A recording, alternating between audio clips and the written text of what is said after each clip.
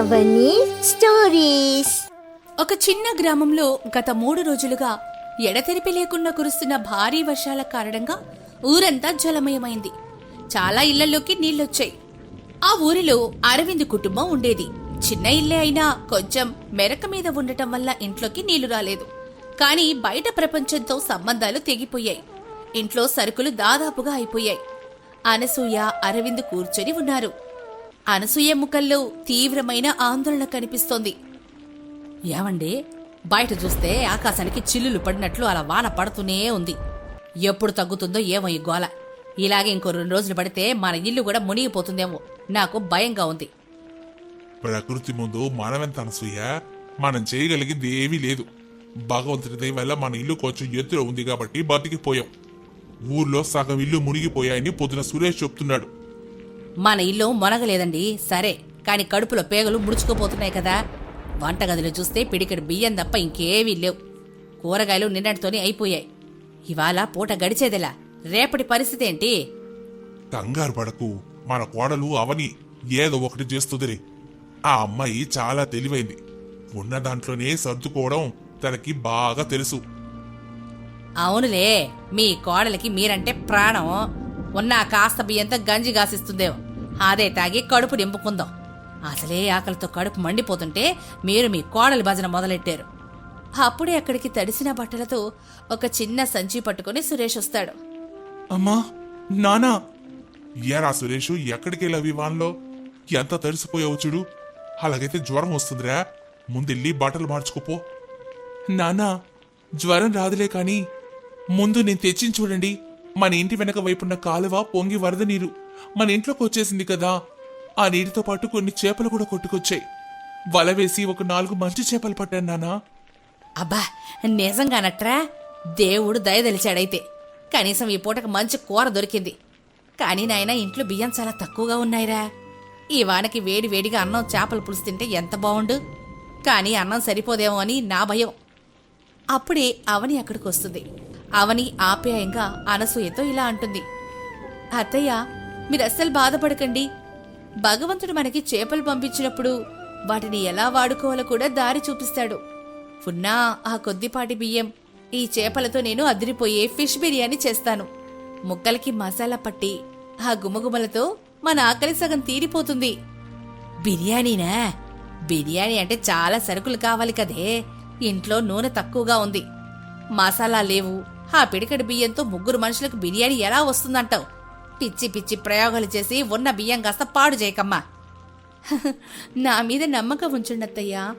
లేనివి ఎప్పుడూ లేవు అనుకొని బాధపడ్డం కంటే ఉన్న వాటితోనే గొప్పగా ఎలా చేసుకోవాలో మా అమ్మ నాకు నేర్పింది. నా పుట్టింట్లో పేదరికం వల్ల ఇలాంటి పరిస్థితులు నాకు కొత్తేం కాదత్తయ్యా. ఉన్న తక్కువ బియ్యాన్ని ఎక్కువ నీటిలో కాకుండా సరిపడా నీరు పోసి ఈ చేపల రుచి అంతా అన్నానికి పట్టేలా వండుతాను. గుమగుమలాడే ఫిష్ బిర్యానీ చేసి మీకు పెడతాను. మీరు నా వద్ద ఎలాంటి చింత పెట్టుకోకుండా హాయిగా కూర్చోండి. చూసావా అనసూయ, అవని ఎంత ధైర్యంగా ఎంత నమ్మకంగా చెప్తోందో. వండనివ్వదాన్ని. తన చేతి వంట మీద నాకు పూర్తిగా నమ్మకం ఉందిలే. ఈ రోజు మనకి అద్భుతమైన విందు భోజనం దొరకబోతోందని నా మనసు చెప్తోంది. అవునమ్మా, అవని చేతి వంట ఎంత బాగుంటుందో నీకు తెలుసు కదా. నేనెళ్ళి బట్టలు మార్చుకొని వస్తాను. అలా చెప్పి సురేష్ లోపలికెళ్తాడు. ఇంట్లో ఉన్న కొద్దిపాటి ఉప్పు, కారం, పసుపు, అలాగే ఒకే ఒక్క ఉల్లిపాయతో మసాలా సిద్ధం చేస్తుంది. చాలా జాగ్రత్తగా ప్రతి మెతుకు వృధా కాకుండా బిర్యానీ వండుతూ ఉంటుంది. అలా సుమారు గంట తర్వాత ఇల్లంతా బిర్యానీ సువాసన వ్యాపిస్తుంది. యావండి, వాసనైతే ప్రాణం లేచొచ్చేలా ఉంది. ఆకలి ఇంకా పెరిగిపోతోంది. కోడలు నిజంగానే ఏదో మాయ చేసినట్టుందే. చెప్పాను కదటే, అవని చేతిలో అమృతం ఉంది. అలా అనుకుంటూ ఉండగానే అవని వంటగదులోంచి బయటకొస్తుంది. ఆమె ముఖం చెమటతో ఉన్న కళ్లల్లో తృప్తి కనిపిస్తోంది. అత్తయ్య, మామయ్య, బిర్యానీ రెడీ అయిపోయింది. వేడి వేడిగా వడ్డించేస్తాను. అందరం కలిసి తిందాం రండి. అమ్మయ్యా, ఇప్పుడే నా ప్రాణం లేచొచ్చింది. రామ్మా, కూర్చో. అలా అనుకుంటూ నలుగురు భోజనం చేయడానికి కూర్చుంటారు. అవని కంచాలు తెచ్చి వడ్డిస్తుంది. ఇంతలో బయట గేటు దగ్గర ఎవరో పిలుస్తున్న శబ్దం వినిపిస్తుంది. ఈ వానలో ఎవరబ్బా వచ్చింది? సురేషో, వెళ్ళి చూడు. అలా అనగానే సురేష్ వెళ్లి తలుపు తీస్తాడు. తలుపు ముందు పొరుగున ఉండే రామయ్య, ఆయన భార్య సీతమ్మ వణుకుతూ నిలబడుంటారు. వాళ్ళ బట్టలు పూర్తిగా తడిసిపోయి ముఖాలు పాలిపోయి ఉంటాయి. అయ్యయ్యో రామయ్య గారు, మీరా ఇలా తడిసిపోయారేంటి? లోపలికి రండి ముందు. అప్పుడు రామయ్య, సీతమ్మ బాధపడుతూ సిగ్గుపడుతూ లోపలికొస్తారు. ఏవి అనుకోకండి బాబు, వరద నీరు మా పూరి గుడిసెలోకి వచ్చేసింది. ఇంట్లో ఉన్న కొండలు, పప్పు, ఉప్పు అన్ని కొట్టుకుపోయాయి. ప్రాణాలు అరచేతిలో పెట్టుకొని ఇటువైపు వచ్చాం. మీ ఇల్లు కొంచెం ఎత్తులో ఉందని. 2 రోజుల నుంచి పచ్చి మంచినీళ్ళు తప్ప కడుపులో ఏం పడలేదు బాబు. ఆకలితో కడుపు మండిపోతోంది. చలికి ప్రాణాలు పోయేలా ఉన్నాయి. మీ ఇంట్లో ఏవైనా మిగిలిపోయిన అన్నం ఉంటే పెడతారా తల్లి? పుణ్యం ఉంటుంది. అది వినగానే అనసూయ ముఖం మారిపోతుంది. ఆమె కళ్ళల్లో స్వార్థం, భయం కనిపిస్తాయి. అరరే, వీళ్ళకి ఎంత కష్టం వచ్చింది. కానీ ఇప్పుడు మనం మాత్రం ఏం చేయగలం? మన ఇంట్లోనే సరిపడలేదు. ఉన్నది ఆ కాస్త బిర్యానీ. అందులో మన నలుగురికే సరిగ్గా సరిపోదు. ఇప్పుడు ఇలాగ పెడితే మన పస్తులు ఉండాల్సిందే. అలానా కనసూయ, పాపం ఆకలితో వచ్చారు. ఆకలైతే నేను మాత్రం ఏం చేయనండి. నేను నా కడుపు మార్చుకోలేనుగా. పైగా సురేష్ పొద్దు నుంచి కష్టపడ్డాడు. వాడికైనా కడుపు నిండద్దా? ఆ సమయంలో అవని ఈ మాటలు వింటుంది. ఆమె మనసు కరుగుతుంది. వెంటనే లేచి రామయ్య, సీతమ్మల దగ్గరికి వెళ్తుంది. సీతమ్మగారు, మీరు ఏడవకండి. మా ఇల్లు మీ ఇల్లు లాంటిదే. రండి, ముందు తుడుచుకోవడానికి ఈ పొడి బొట్టలు తీసుకోండి. రండి రామయ్య గారు, కూర్చొని ఇది తినండి. ముందు మీ ఆకలి తీర్చుకోండి. ఆ బిర్యానీ వాసన చూడగానే రామయ్య, సీతమ్మ కళ్లల్లో నీళ్లు తిరుగుతాయి. అదరాబదరాగా తినడం మొదలు పెడతారు.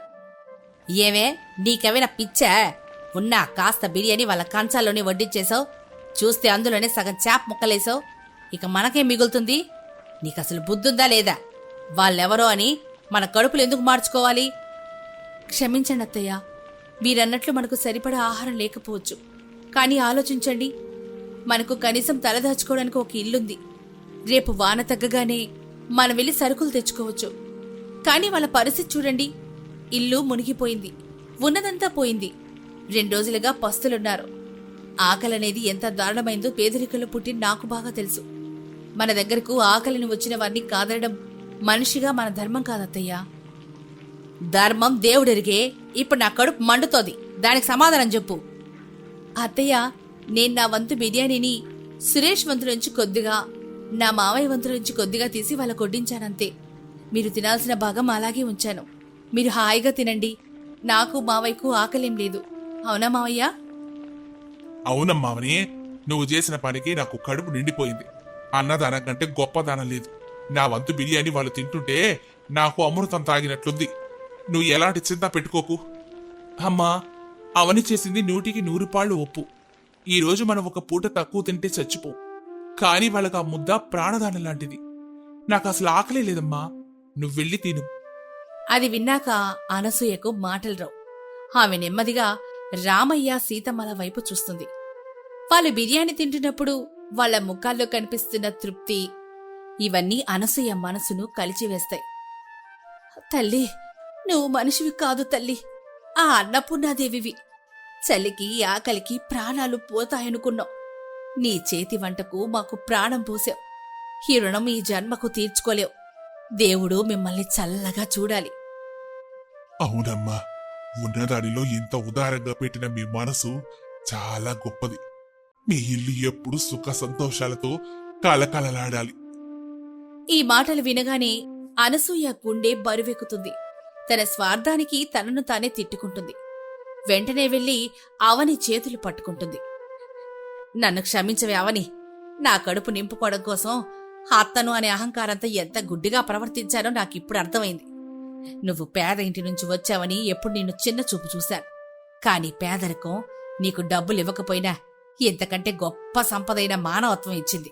నువ్వు కేవలం నా కోడలివి కాదు, నా కూతురివి. అయ్యో అత్తయ్య, ఇందులో క్షమాపణలెందుకు? ఏ తల్లి తన పిల్లల ఆకలితో ఉండాలని కోరుకోదు కదా.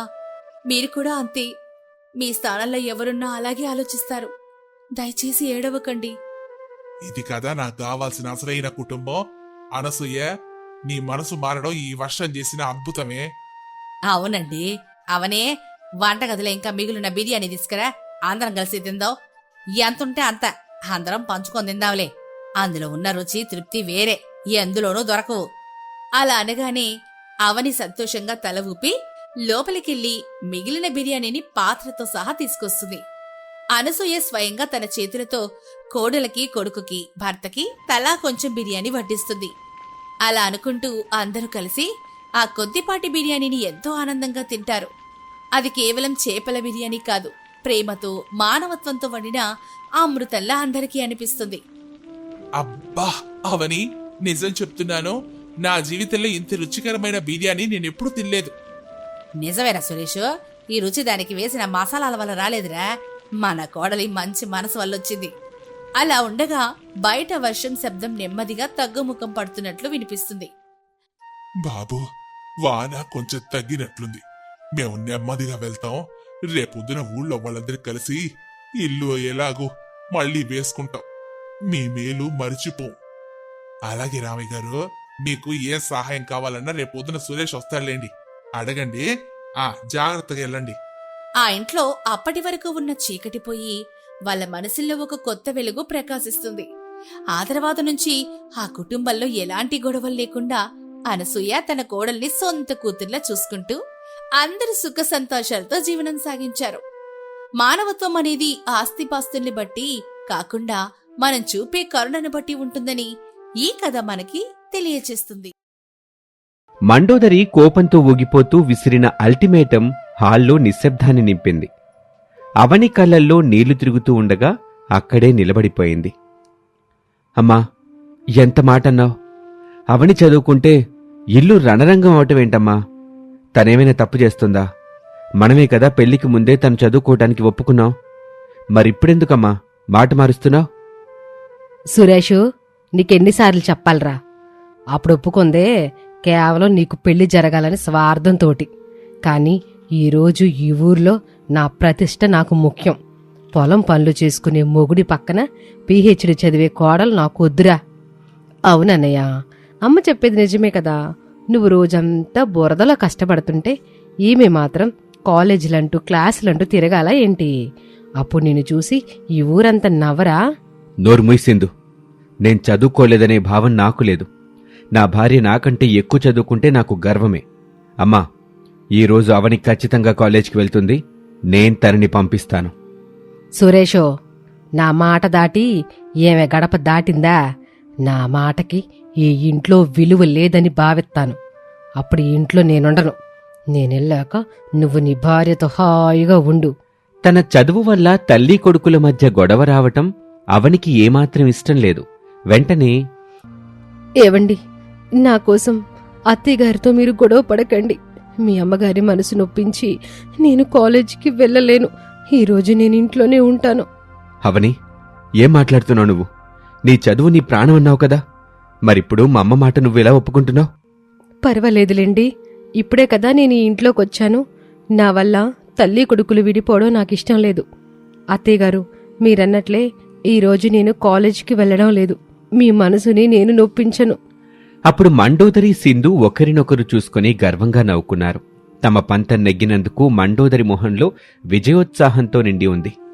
చూశావా సురేషు, నీ భార్యకున్న బుద్ధి కూడా నీకు లేదు.